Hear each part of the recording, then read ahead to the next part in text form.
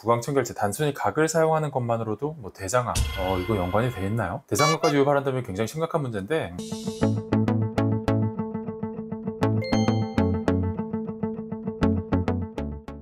안녕하세요. I'm 닥터 임상락입니다. 오늘은 구강청결제에 대해서 한번 얘기해 드리려고 하는데요. 얼마 전 기사를 보니까 대장암 전문의가 절대 안 쓴다는 구강청결제, 구강청결제가 대장암 발병 위험을 높인다, 이런 얘기들이 많이 나와 있네요. 데일리메일이에요. 또 요새 기자들 영국에서 나온 데일리메일 굉장히 좋아하는 것 같아요. 그리고 작년에 나온 기사들도 한번 찾아봤는데, 매일 알코올이 포함된 각을 사용하면 암 발생과 관련된다, 이런 내용들도 있어요. 구강청결제 단순히 각을 사용하는 것만으로도 대장암 이거 연관이 돼 있나요? 대장암까지 유발한다면 굉장히 심각한 문제인데, 그 내용에 대해서 좀 알아봐야 될 것 같아요.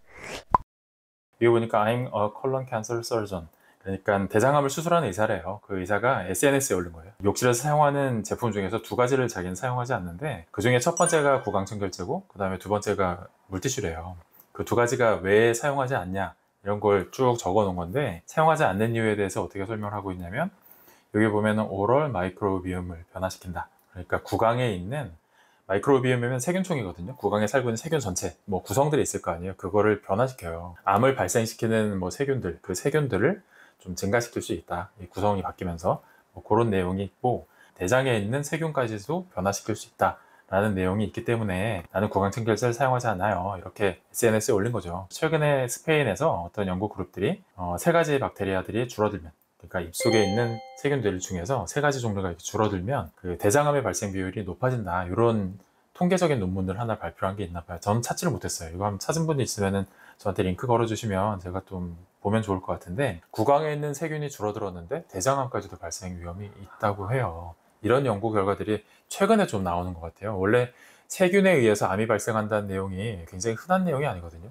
사실상 암을 발생하는 세균은 지금까지 헬리코박터밖에 없었어요. 그 헬리코박터 파일로리가 위암을 유발합니다, 이런 거밖에 없었는데, 요새는 세균에 의해서 암이 발생한다는 내용이 조금씩 나오고 있는 상황이에요. 이것도 사실 굉장히 최근의 내용이라고 보시면 될 것 같아요. 우리가 궁금한 건 그거잖아요. 학술적인 내용은 뒤로 하더라도 각을 쓰면 안 되나요?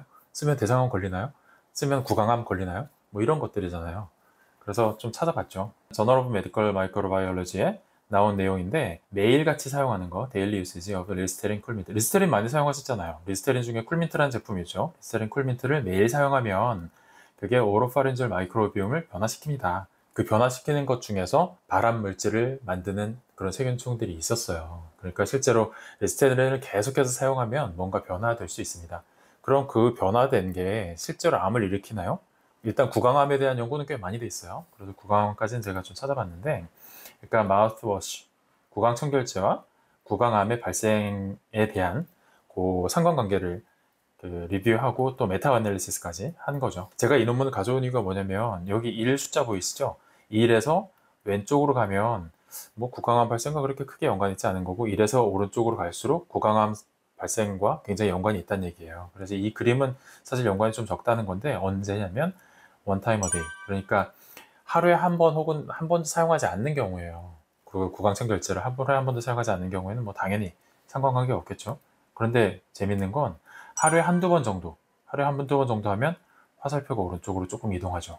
그리고 더 재밌는 건, 하루에 3번 혹은 그 이상 사용하게 되면 오른쪽으로 훨씬 더 이동해서 구강청결제를 사용하지 않는 분들보다 2.58배 정도 구강암 발생 위험이 더 높아진다 그래요. 실제로 연관성이 있는 것 같아요. 사용하는 횟수에 비례해서 조금씩 높아지는 걸로 봐서는, 계속해서 리스테린이나 아니면 가그린 아니면 이런 구강청결제들을 사용했을 때 좀 영향을 받는 것 같아요. 하루에 3번 이상은 좀 주의를 기울여야 된다, 이런 얘기예요. 전체적인 내용을 한번 쭉 꿰보면, 구강청결제에 의해서 뭔가 세균총의 변화가 있으면 안 된다는 얘기잖아요. 그러니까 살균 효과가 큰 것들이 있는 구강청결제는 좀 피하는 게 낫겠다. 제가 리스테린이나 가그린이나 이런 것들 전성분을 좀 가져왔는데, 여기는 유칼립툴, 메르보메툴, 살리살메틸, 이런 그 살균 효과를 보이는 천연물질, 이런 걸 사용한 게 리스테린이고, 가그린은 이게 CPC라고 하거든요. CPC라고 하는 이제 살균 물질을 사용을 하죠.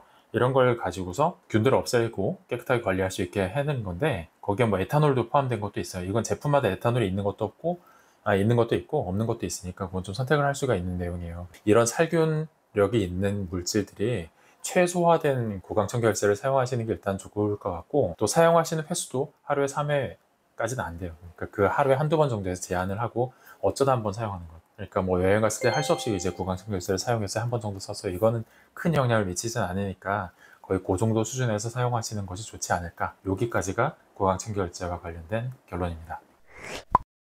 자, 오늘 설명드린 내용이 도움이 되었다고 생각하신다면 구독과 좋아요 부탁드립니다. 긴 영상 시청해 주셔서 감사합니다.